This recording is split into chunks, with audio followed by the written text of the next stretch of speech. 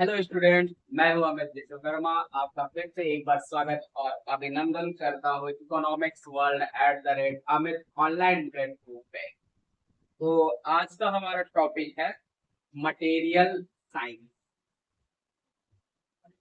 Material science.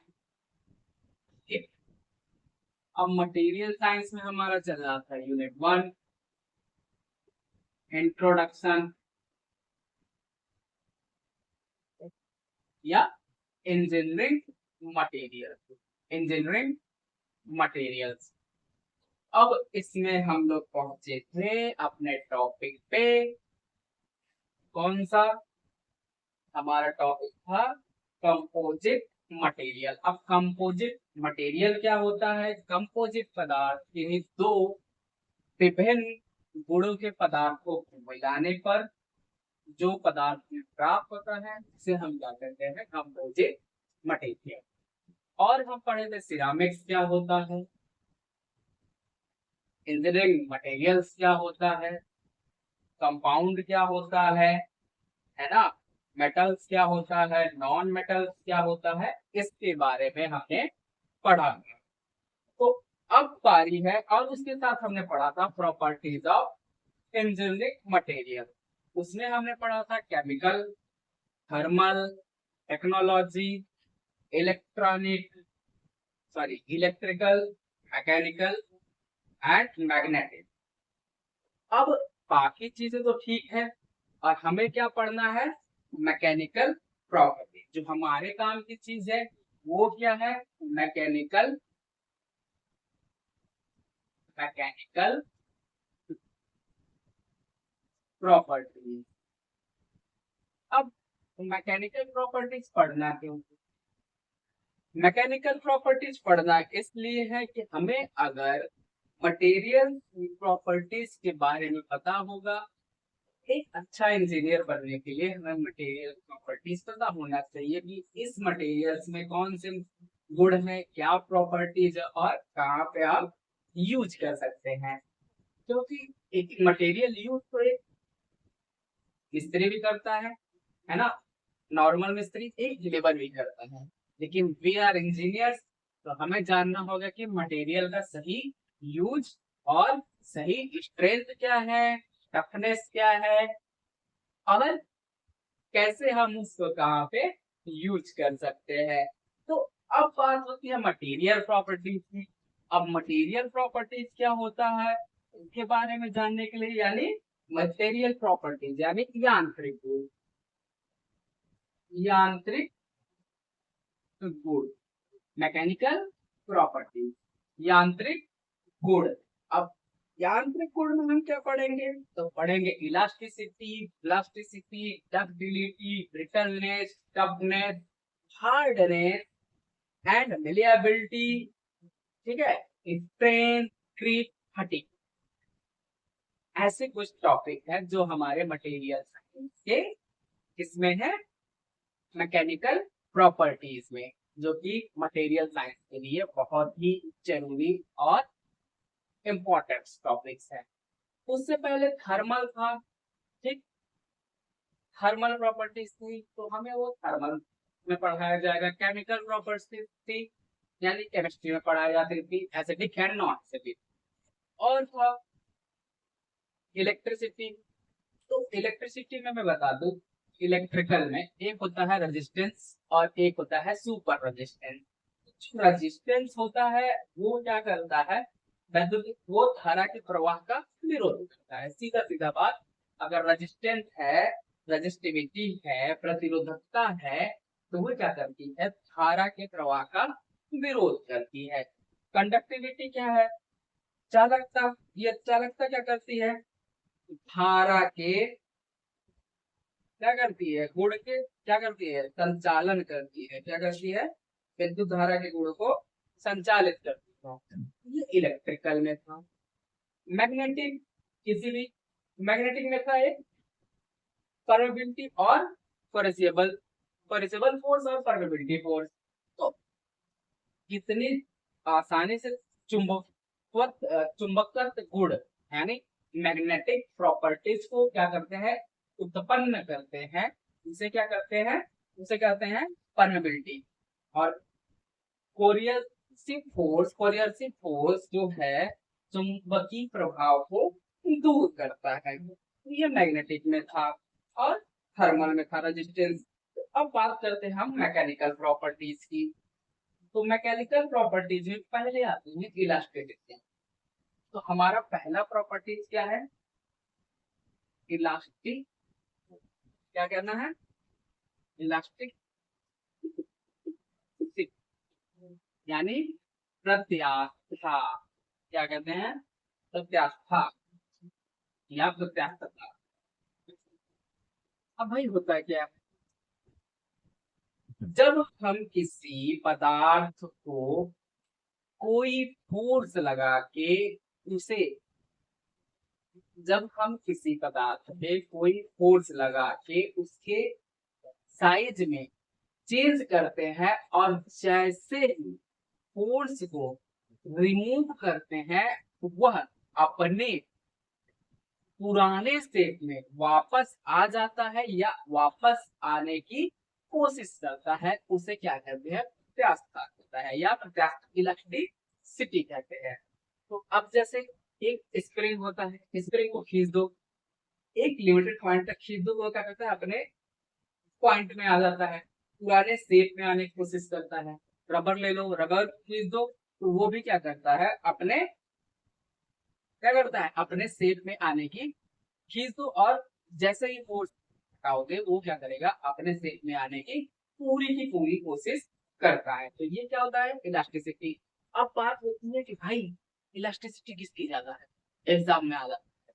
अब क्या करते हैं लोग, रबर, रबर नहीं भैया, इलास्टिसिटी सबसे ज्यादा होती है किसकी, स्टील, है ना, स्टील। तो अब इलास्टिसिटी क्या होता है, पदार्थ का वह गुण, क्या कहते हैं, पदार्थ का वह गुण, पदार्थ का वह गुण क्या, जब उस पर, पदार्थ का वह गुण जिससे पदार्थ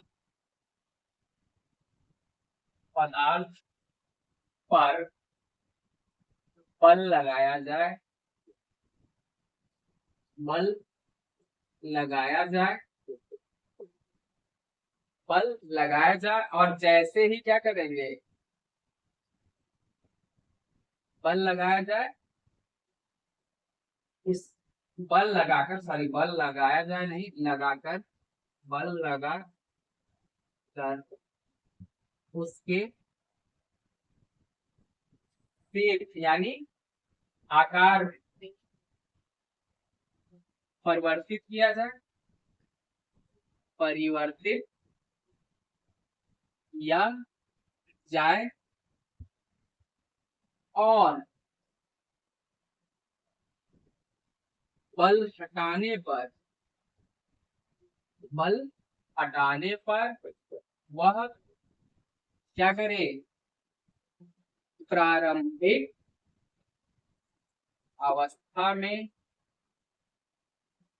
अवस्था में आने की कोशिश करे या आ जाए, आ जाए, तो उसे क्या बोलते हैं, प्रत्यास्थता। क्या बोलते हैं, प्रत्यास्थता, प्रत्यास्थता यानी इलास्टिसिटी। क्या बोलते हैं, इलास्टिसिटी कहते हैं, कहते हैं। अब यही चीज अगर हमें इंग्लिश में लिखना पड़े, elasticity is the properties of a material, elasticity is the properties of a material to regain, to regain, क्या करेगा, regain, regain its, regain its original original size after deformation when the size original size or shape after deformation, ठीक, after deformation when apply when the external force when the external force when the external force are removed, क्या किया जाए, are removed। जैसे example में क्या था, rubber, spring spring and क्या, steel. तो ये हमारा क्या है, इलास्टिसिटी है, प्रत्यास्था या इलास्टिसिटी प्रत्यास्थता, ठीक है, इलास्टिसिटी प्रत्यास्थता। अब नेक्स्ट टॉपिक है हमारा प्लास्टिसिटी। तो प्लास्टिसिटी को क्या बोलते हैं, प्लास्टिसिटी सुघटता, सुघटता। ये बस थोड़ा सा चेंज होता है किसके अकॉर्डिंग, इलास्टिसिटी के, इसके अकॉर्डिंग चेंज होता है, थोड़ा सा इसमें क्या होता है, चेंजेस हो जाता है, किसमें, प्लास्टिसिटी में, इलास्टिसिटी के अकॉर्डिंग थोड़ा सा चेंजेस होता है। और वो चेंजेस क्या होता है, बालकों एंड बालिकाओं। तो अब बालकों एंड बालिकाओं प्लास्टिसिटी क्या होता है, अब देखो प्लास्टिसिटी, प्लास्टिसिटी यानी सुघट्यता, ये क्या होता है।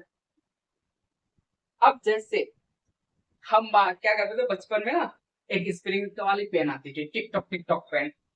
तो अब क्या करते थे, हमारे बगल में ना कोई बच्चा रहता था, वो क्या करता था, टिक टिक टिक टिक टिक टिक, तो हम क्या करते थे, स्प्रिंग को खींच देते थे। अब उसको जब हम खींच दिए तो वो क्या होता था, बहुत ज्यादा तक बन जाता था और वो अपने फॉर्म में नहीं आता था। लेकिन अगर हम उसे क्या करते थे, ऐसे हल्के हाथों से थोड़ा सा दबा देते थे, छोड़ देते, तो वो क्या करता था, जंप करता था क्या, जंप करता था और अपने शेप में आ जाता था। तो वो क्या होता था, इलास्टिसिटी। लेकिन हम जैसे इतना ज्यादा खींच दिए, इलास्टिक लिमिट से ज्यादा, आई दादा क्या होगा, तो उसका लिमिट ही खत्म हो गया इलास्टिसिटी का रिफॉर्म करने का। तो वो अपनी अवस्था में पुनः क्या करता था, रिटर्न नहीं आ सकता। अब वो वैसे का वैसा ही रह गया। अब क्या होता है, वो भाई हमारा होता है प्लास्टिसिटी। जब किसी वस्तु पे बाहरी बल लगा के उसके आकार में परिवर्तन किया जाए तो वह अपनी अवस्था में पूर्ण रूप से ना आ पाए, तो वो क्या होता है, हमारा प्लास्टिसिटी होता है। उसे क्या बोलते हैं, सुघट्यता बोलते हैं। समझ में आया होगा, आई होप एग्जाम्पल। तो क्या होता है, किसी पदार्थ में प्रत्यास्थता की सीमा से अधिक बल या दाब लगाने पर बिना टूटे, ठीक है, अस्थायी विकृति होने के कारण जो गुण उत्पन्न होता है, किसी पदार्थ पे किसी पदार्थ पे क्या करते हैं, प्रत्यास्थता से अधिक सीमा पर बल या दाब लगाते हैं, बल या सीमा से अधिक दाब लगाते हैं, जिससे उसके जिससे बिना टूटे, जिससे बिना टूटे उसमें क्या हो, पूर्ण रूप से, यानी पूर्ण रूप से या अस्थायी रूप से, अस्थायी रूप से विकृति, विकृति यानी डिफॉर्मेशन, ठीक, विकृति यानी डिफॉर्मेशन। जैसे ही हमने रबड़वा खींच दिया इसे स्प्रिंग को, वो तो एकदम अपने लिमिट से बाहर चला गया, अरे दादा वो तो अपने लिमिट से बाहर गया तो अब आएगा ही ना, है ना। तो वही है विकृति, डिफॉर्मेशन। जैसे वो गया विकृति से बाहर, तो अब क्या हुआ, विकृति होने के गुण को क्या कहते हैं, अस्थायी रूप से विकृति होने के गुण को प्लास्टिसिटी, प्लास्टिसिटी या सुघट्यता कहते हैं। समझ रहे हो बालक, सुघट्यता कहते हैं। जैसे it is the properties of a material which retain, it is properties of materials, it is a properties of materials to, क्या होगा, materials which retain the, which retain the क्या, deformation produce, retain the deformation produce,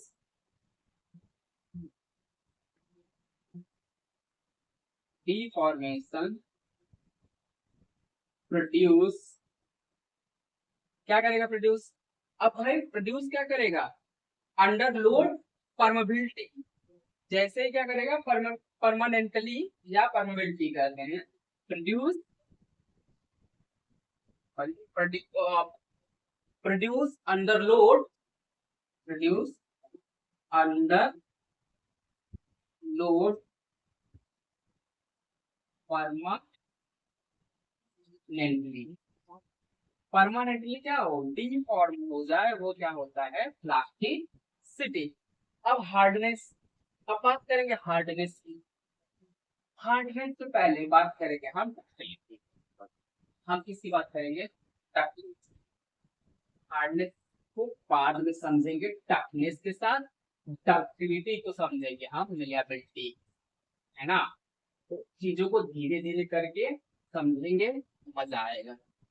और properties को difference करके, जैसे अब elasticity और plasticity का डिफरेंस क्या था, इलास्टिसिटी में ये था, जैसे ही हम बल लगाते हैं वो अपने फॉर्म में, जैसे ही बल लगाते हैं वो उसका आकार क्या होता है, चेंज होता है, लेकिन जैसे ही हम फोर्स हटाते हैं, कोई भी फोर्स जैसे ही हटाते हैं, वो क्या करता है, अपने पुराने रूप में आने की कोशिश करता है या पूरी रूप से आ जाता है, जैसे रबर स्प्रिंग। और जैसे ही हम क्या करते हैं, किसी वस्तु पे बाह्य बल लगाते हैं, जैसे ही बाह्य बल लगाते हैं बालक, अब वो क्या करते हैं, एक प्रत्यास्थता से ज्यादा लिमिट लगाते हैं या इलास्टिसिटी बल से ज्यादा बल लगाते हैं, वो परमानेंटली चेंज हो जाता है, बिना टूटे परमानेंटली चेंज हो जाता है, वो रिटर्न नहीं आ पाता है, जहां पे वो चेंजेस होता है वहीं पे रह जाता है। तो वो क्या होता है, प्लास्टिसिटी, इतना ही डिफरेंस होता है, एक वापस आता है और एक परमानेंटली वहीं पे रुक जाता है। अब बात होती है इसकी डक्टिलिटी की, डक्टिलिटी तो आपने सुना होगा, तन्यता, डक्टिलिटी यानी तन्यता। अब ये क्या होता है ना, ये क्या होता है, पदार्थ का वह गुण जिससे हम क्या करते हैं, पदार्थ का वह गुण जो क्या करेगा, किसी वस्तु के एरिया को कम करता है, क्या करता है, कम करता है, या जिसे वस्तु से क्या बना सकते हैं हम, वायर फॉर्म बना सकते हैं, उसे बोलते हैं डक्टिलिटी।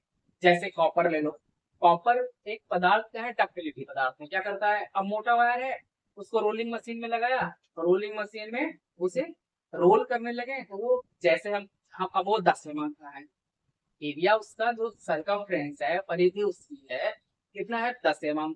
अब हम रोलिंग मशीन में लगाए, हमको कहिए 2 mm का तार, तो 2 mm के तार के लिए क्या करते हैं, रोलिंग मशीन में लगाते हैं और क्या करते हैं, उसको रोल करना शुरू करते हैं। जैसे ही रोल करना शुरू करते हैं उसकी तन्यता बढ़ जाती है, वायर फॉर्म में वो 10 mm से 2 mm में कन्वर्ट हो जाता है, तो उसका एरिया क्या हुआ, कम हो गया, लेकिन लेंथ क्या हुआ, बढ़ता चला गया, यानी एक वायर फॉर्म में बनता चला गया।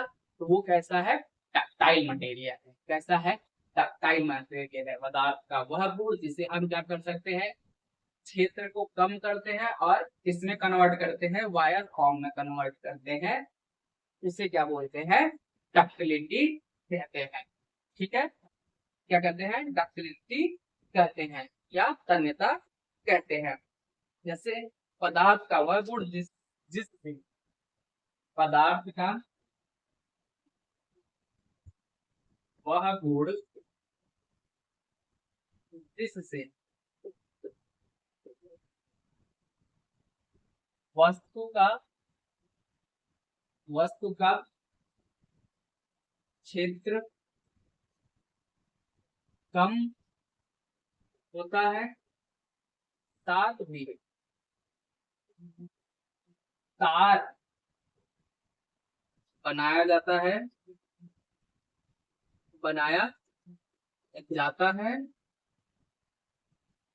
तन्यता कहता है, तन्यता या ductility,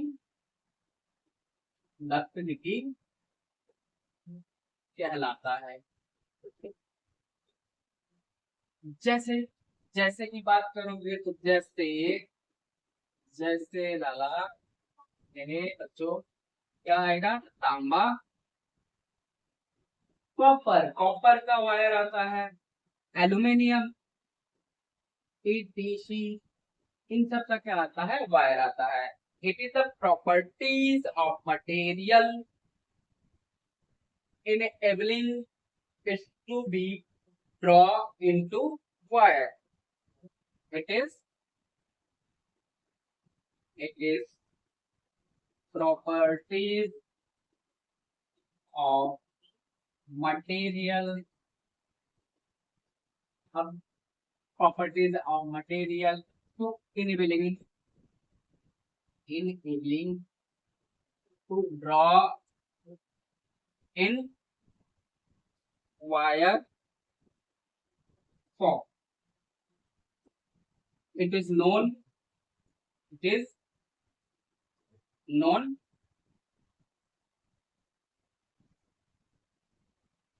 not ductility, ductility, right? तो ये है हमारा डक्टिलिटी। अब बात करेंगे हम मिलिएबिलिटी की। अब बात करेंगे हम मिलिएबिलिटी की। अब मिलिएबिलिटी क्या होता है, अब मिलिएबिलिटी क्या होता है, अब समझेंगे मिलिएबिलिटी। मिलिएबिलिटी और डक्टिलिटी में थोड़ा सा डिफरेंस है। क्या डिफरेंस है, वही समझना है अभी हमें। अरे भाई, पेन कॉपी लेके बैठो और नोट करते चलो। ये नहीं कि सर नोट्स देंगे, मेरा देखो ये आदत नहीं है कि मैं नोट्स बांट देंगे, क्योंकि चीजें आप खुद नोट करोगे, मैं खुद पढ़ाऊंगा, आप खुद नोट करोगे, आपका नोट्स बनेगा और एक कंटेंट पॉइंट बनेगा। मैं नोट्स लिखा लिखा दे दूंगा, आधी चीजें आपको समझ में नहीं आएगी, आधी चीजें नहीं समझ में आएगी। तो कुछ चीजें मैं जो लिख रहा हूँ वो आप नोट करते चले, वो ज्यादा बेटर है। तो अब बात करते हैं किसकी, बात करेंगे मिलिएबिलिटी, आघात वर्तनीयता। मिलिएबिलिटी, आघात वर्धनीयता, आघात वर्धनीयता या आघात वर्धनीयता। अब ये क्या होता है, होता कुछ नहीं बेसिकली, होता ये है डक्टाइल मटेरियल में क्या कर सॉरी, डक्टाइल मटेरियल में क्या कर रहे थे, हम किसी वायर को ले रहे थे, उस सरकमफ्रेंस या परिधि को या क्षेत्र को क्या कर रहे थे, किसी मटेरियल के उसके एरिया को कम कर रहे थे, लेकिन लेंथ को बढ़ाए जा रहे थे, जिससे हमें वो क्या मिल रहा था, वायर फॉर्म में मिल रहा था। वो टक्टाइल था, टक्टाइल को था, सॉफ्ट था। अब बात करेंगे मेलिएबिलिटी की। इसमें बेसिकली होता है कि हम किसी पदार्थ को पीट पीट, ठीक है, चोट करके उसको सीट फॉर्म में बनाते हैं, जिससे इसका क्या बढ़ता है, एरिया बढ़ जाता है। एक जगह लेकिन क्या कर रहे थे, एरिया कम कर रहे थे और लेंथ बढ़ा रहे थे, यहाँ पे लेंथ भी बढ़ जाता है, सीट फॉर्म में बनता है। जैसे अब बात करें तो पतरे की, जो लोहे की सीट रखी जाती है, उसको कहीं पतरा बोलते हैं, कहीं करकट बोलते हैं, कहीं टीन बोलते हैं, कहीं टीन सीट बोलते हैं। छत पे लगाते हैं, छत के बाहर लगाते हैं कंसीडर। अब वो कैसे बनता कैसे है, उसे पीट करके मोटे लोहे को क्या करते हैं, मोटे लोहे को पीटते हैं, तो वो किसमें कन्वर्ट होता है, सीट फॉर्म में। सीट फॉर्म में कन्वर्ट होता है तो वो चौड़ा भी होता है और लंबा भी होता है। एरिया बढ़ गया, लंबाई भी बढ़ी, चौड़ाई भी बढ़ी, लेकिन इसमें सिंपल सा होता है, थिकनेस कम हो जाती है। क्या कहते हैं, हो जाती है थिकनेस। जैसे अब 10 mm का लोहा है, अब उसको पीटोगे, पीटोगे उसका एरिया बढ़ेगा, थिकनेस कम होगी, लंबा भी होगी, है ना, लंबा भी होगा, चौड़ा भी होगा, लेकिन उसकी थिकनेस कम हो जाती है। तो वो क्या होता है, मिलिएबिलिटी। सिंपल सी बात ये होती है, इसमें हम किसी पदार्थ को क्या करते हैं, सीट रूप में चेंज करते हैं, वो क्या कहलाता है, आघात। किसी पदार्थ को चोट पहुंचा करके हथौड़ी से पीट पीट के, अब उसको पीट देंगे, वो फैल ही जाएगा। फैल गया, मटेरियल की बात हो रही है, लकड़ी को नहीं कि सर लकड़ियां पीट दे तो वो भी फैल जाएगा, नहीं, लकड़ियां को पीटोगे टूट जाएगा भैया, या तो टूट जाएगा या तो वहां से क्रैक आना लगता है, वो भी चीज बताया गया है क्या होगा। अब क्या करेंगे, पीट पीट के उसे फैला देते हैं, सीट उसमें बन जाता है, एरिया भी बढ़ जाता है, लेकिन यहाँ थिकनेस कम हो रही थी, वहां एरिया कम हुआ, बस यही फॉर्म। तो ये होता है मेलिएबिलिटी, किसी चीज को चोट पहुंचा के उसकी एरिया को बढ़ा देते हैं, वो क्या होता है, मेलिएबिलिटी होती है। तो अब सिंपल सी बात करें तो वह पदार्थ का वह गुण क्या करते हैं, जिसे जिस जिस पे क्या करते हैं, इसे बिना टूटे क्या करते हैं, बिना टूटे क्या करते हैं, पदार्थ का वह गुण जिसे आघात पहुंचाकर आघात पहुंचाकर पहुंचाकर अब क्या करेंगे, आकार पहुंचाकर क्या करते हैं, हम पदार्थ को शीत रूप में या चादर चादर यानी शीत रूप में, यानी क्षेत्रफल में क्या होगा, क्षेत्रफल में क्या होगा भाई, क्षेत्रफल में आकार, आकार में क्या, क्षेत्रफल में क्या होगा, लंबाई एंड चौड़ाई बढ़ेगी बढ़ेगी रूप में परिवर्तित करते हैं, परिवर्तित करते हैं आघात आघात। एक मिनट, मुझे आघात के वर्ड संहिता का कुछ गलत लग रहा है, कुछ गलत हो रहा है, आघात, ठीक है ठीक, वर्ड देता, ठीक है, आघात ये पूरा नहीं, ये यह है, ठीक है, आघात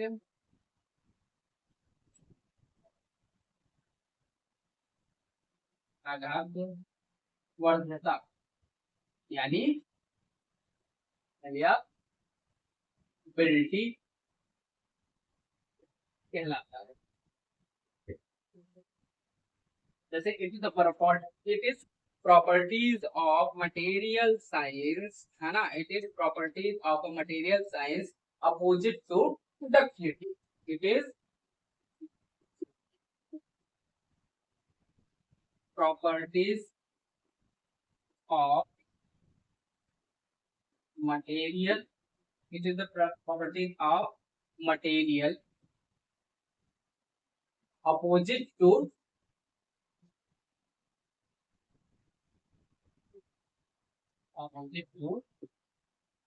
ductility.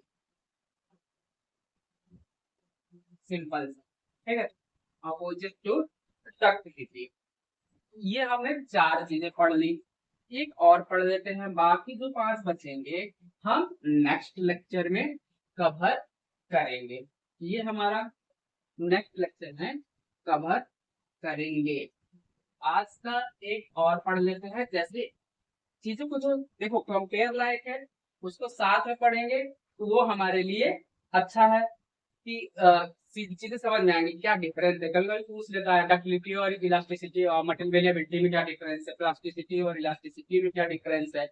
जो चीजें हैं साथ में पढ़ने लायक उसे हम साथ में पढ़ेंगे, और जो चीजें अलग पढ़ने लायक है उसे हम अलग पढ़ेंगे। जैसे अब एक पॉइंट है हमारा क्रिप।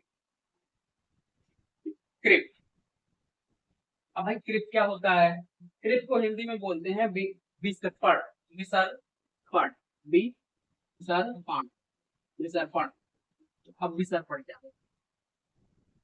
It is the slow deformation of, it is the slow deformation of undergo a continuous load. It is the slow deformation of undergo the continuous load. अब बात करोगे continuous load, sir continuous load तो sir कहेंगे भाई घर देखा है, कहोगे हाँ तो घर देखा है तो उसमें पिलर भी लगते हैं, उसमें बीम भी डलते हैं, बीम डलते हैं। तो जब हम उसमें कंटिन्यू लोड देते हैं, क्या 10 साल 15 साल 20 साल तक क्या हमारा बीम या घर वैसे रहता है?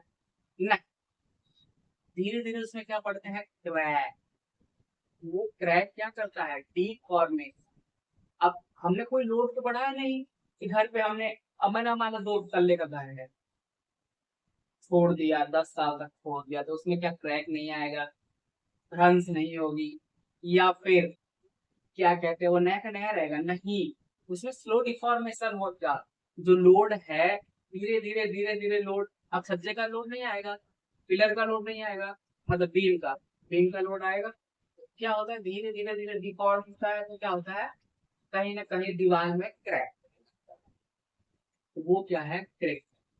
अब जैसे क्या कहते हैं, कहीं जाओ यात्रा कर, पुल बना होता है, पुल पे लिखा रहता है ना कृपया धीरे चले या इस मिनिमम लोड में चले।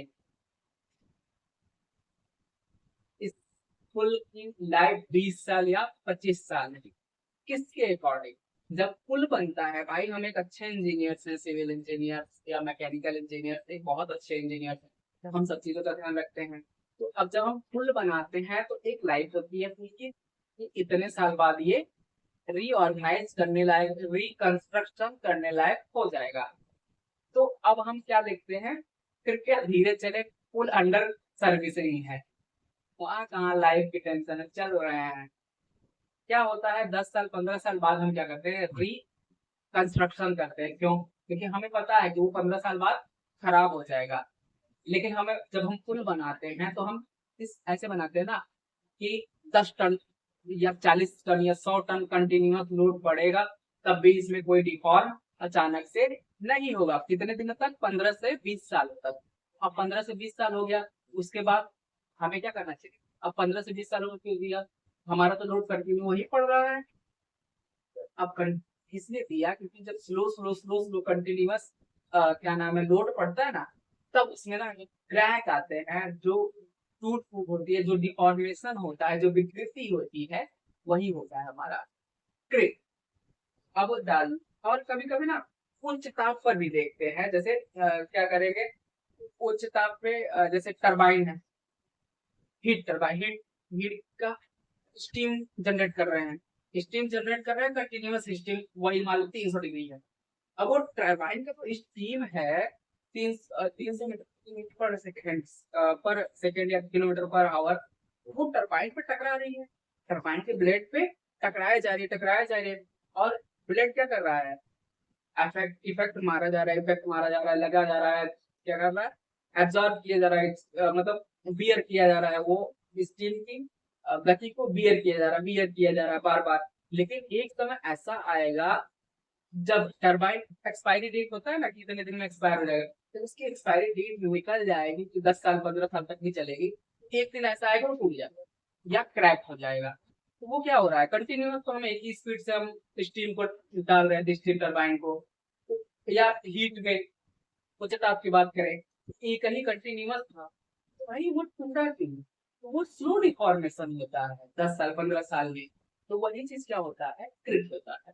तो कहीं बीट से ले लेते हैं, कहीं स्लो डिफॉर्मेशन ले लेते हैं, कहीं कंटिन्यूअस लोड से ले लेते हैं, सिंपल सा वही होता है undergoing continuous load, continuous heat, continuous steam. वो क्या होता है, क्रिप होता है। ठीक है, तो इसे बोलते हैं उच्च ताप पर अधिक समय तक, क्या कहते हैं, उच्च ताप तक, उच्च ताप पर अधिक समय तक, प्रतिबल प्रतिबल भार, है ना, प्रतिबल भार के द्वारा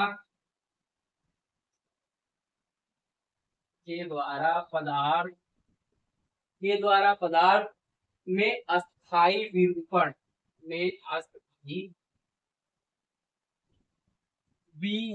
या विसर्पण को अस्थायी विरूपण को क्या बोलते हैं, विसर्पण यानी क्रिप बोलते हैं, क्रिप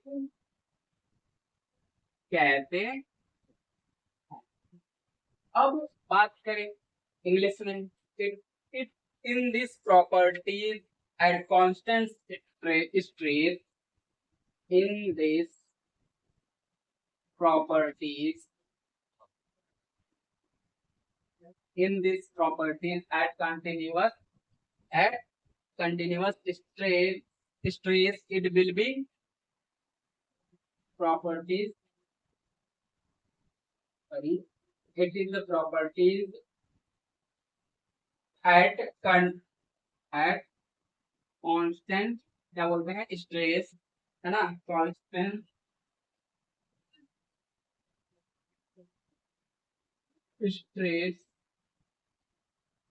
it will be undergo a slow and permanent deformation.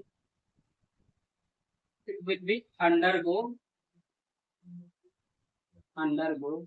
a slow and permanent deformation is called क्रिप, तो आज का लेक्चर हम यहीं पे एंड करते हैं। नेक्स्ट पार्ट में हम पढ़ेंगे क्या, फटीग, टफनेस, हार्डनेस, स्ट्रेंथ और स्टिफनेस। तो 5 प्रॉपर्टीज बची है हमारी। फिर उसके बाद हम पढ़ेंगे स्ट्रेस स्ट्रेन डायग्राम, फिर पढ़ेंगे आगे हम criteria of selection of material for use in industry, किस क्राइटेरिया पे हम मटेरियल को चूज करेंगे इंडस्ट्री में यूज करने के लिए। तो यहाँ पे हमारा क्या होगा, ये फर्स्ट यूनिट एंड होगा और सेकेंड यूनिट चालू होगा क्रिस्टलोग्राफी